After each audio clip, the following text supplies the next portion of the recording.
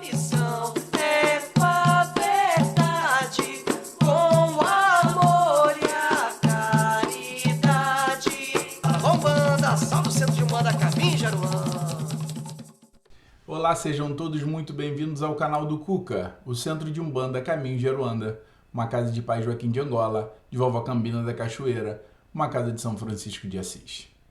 Hoje nós vamos falar do rei de Oió, vamos falar de Xangô, vamos falar dessa força nobre, desse orixá que em muitos lugares é até nome de religião, Xangô de caboclo, talvez por ter sido o primeiro orixá a chegar às terras brasileiras quando vieram trazidos pelos escravizados.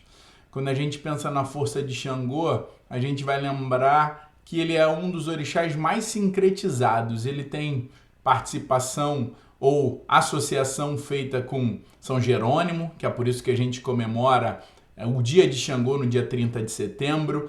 A gente tem ele com São Pedro, com São José, com São João Batista. Ele tem até com Maomé e Salomão.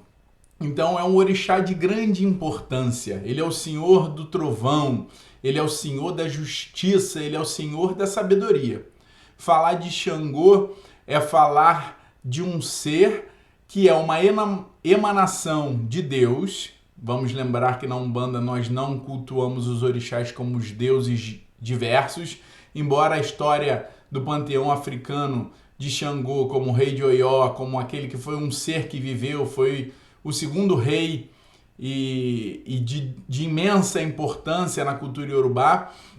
Para nós, na Umbanda, esse arquétipo é uma história, faz parte da cultura africana que está muito presente, que faz parte das raízes da Umbanda, mas a gente não acredita que os falangeiros de Xangô que se manifestam nos terreiros sejam necessariamente deuses, por exemplo.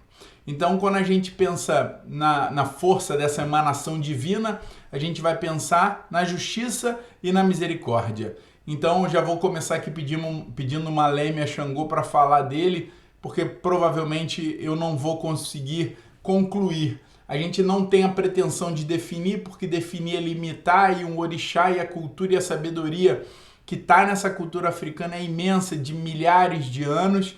Então a gente aqui não pode pensar que num vídeo de 10 minutos a gente vai exaurir ou vai chegar ao final uma conclusão do que é esse orixá.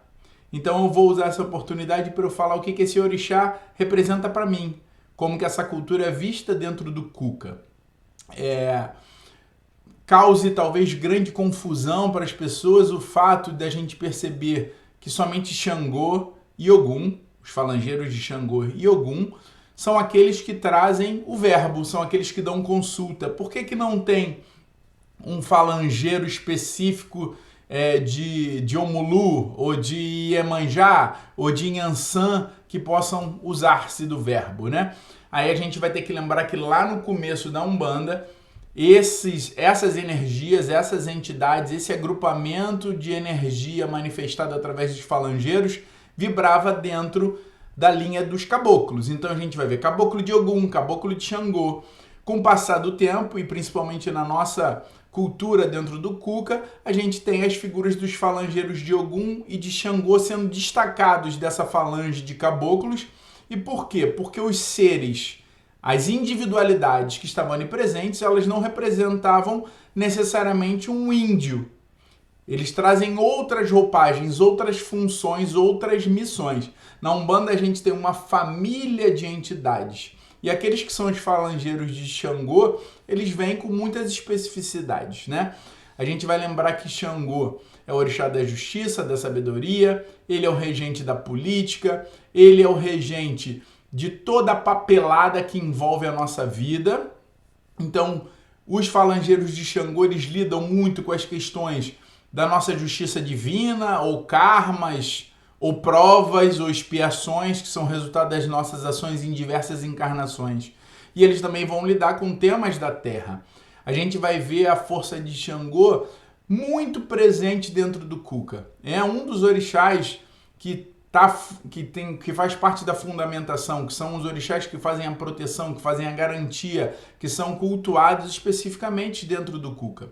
Então a força de Xangô está presente, a gente tem muitos filhos de Xangô trabalhando no Cuca. Além dos falangeiros diretos de Xangô, a gente vai perceber a presença muito grande de energias que sofrem a irradiação de Xangô, embora não sejam falangeiros diretos de Xangô. A gente vai ter em Caboclo Preto Velho, a gente vai ter em Exu, em Pombagira, tem diversas entidades que vão trazer essa vibração, essa irradiação da energia de Xangô. Então, quando a gente pensar em São Jerônimo, que é um dia que a gente está comemorando especificamente Xangô, e talvez seja o orixá que mais tem datas comemorativas no Cuca, porque a gente tem lá, no dia de São João Batista, Xangô do Oriente, depois a gente tem a bênção das chaves com São Pedro, e a gente tem um dia específico, que é o dia de São Jerônimo, que a gente vai fazer a louvação, as oferendas, as entregas para os filhos de Xangô no dia de São Jerônimo.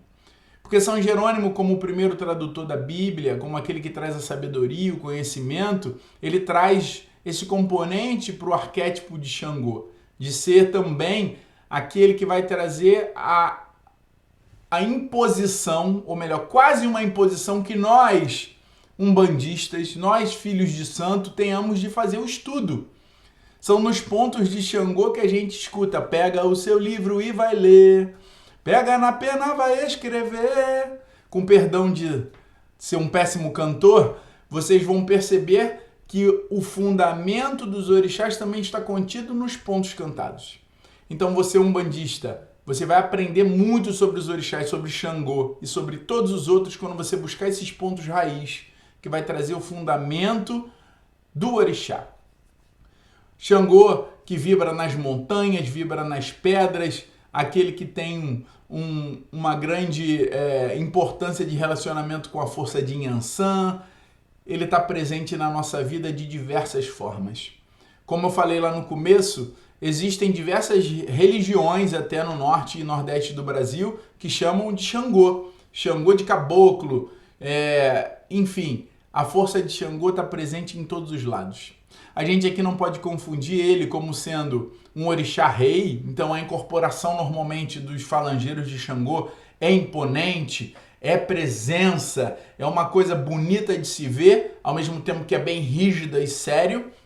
São entidades fiéis, são entidades que buscam e cuidam dos seus filhos, qualquer que sejam eles filhos de Xangô ou meros consulentes que buscam o auxílio dessas entidades. Então, quando a gente pensar em Xangô, quando a gente pensar na força da sabedoria, na força da justiça e da misericórdia, que a gente possa sempre pedir a Xangô o que eu disse por último, a misericórdia. Porque às vezes o que a gente considera justo é somente uma parte da verdade. Que a gente, quando for pedir a Xangô, que a gente for orar a Xangô, quando a gente for firmar Xangô na nossa vida, que a gente possa pedir misericórdia. Que se estejamos errados, que Ele tenha misericórdia de nós e nos apresente uma nova possibilidade do caminho. Que se estejamos certos, que Ele tenha misericórdia e possa trazer para nós o que nos é de direito. Que a força de Xangô possa estar presente nas nossas vidas hoje e sempre. Deixo aqui o meu saravá fraterno e Caô Cabecile. Viva nosso Pai Xangô. Muito obrigado, fiquem todos com Deus.